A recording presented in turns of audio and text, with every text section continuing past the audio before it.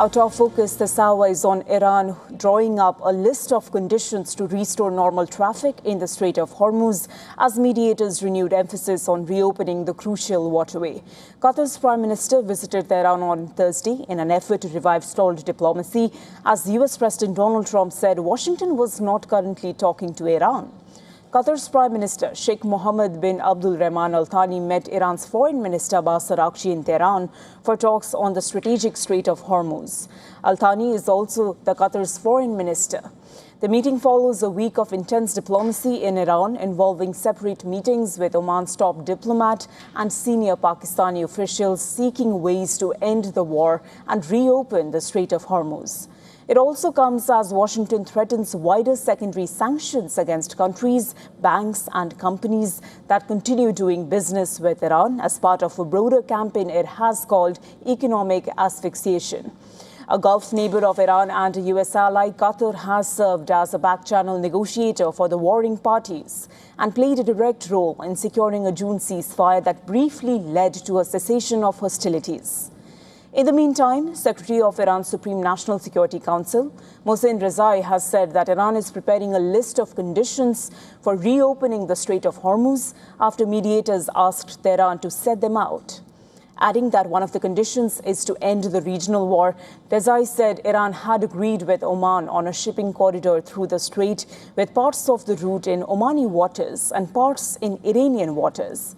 He went on to say that ships would use a designated central channel if the US met Iran's conditions. The maritime shipping through the Strait of Hormuz has slowed to a near standstill. The US Central Command said that as of August 27, it redirected 75 commercial vessels, disabled 3 and boarded 2 to ensure compliance.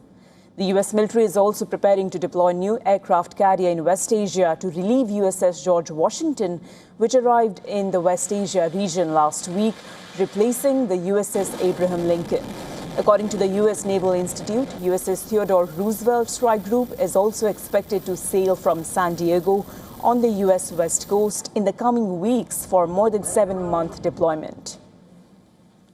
Meanwhile, USS Abraham Lincoln, marred by reports of grim conditions and suicide attempts by sailors, will make a stop in Thailand next week after its grueling deployment in West Asia.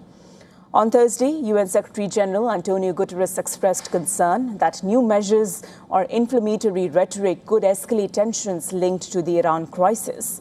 He also urged all sides to pursue a political solution. UN spokesperson Stefan Dujarric confirmed that UN had received a letter from Iranian Foreign Minister Abbas Araghchi. I think the assessment is that this conflict, even in somewhat of a frozen kinetic phase, continues to do a lot of harm to the region, continues to do a lot of harm to the global economy.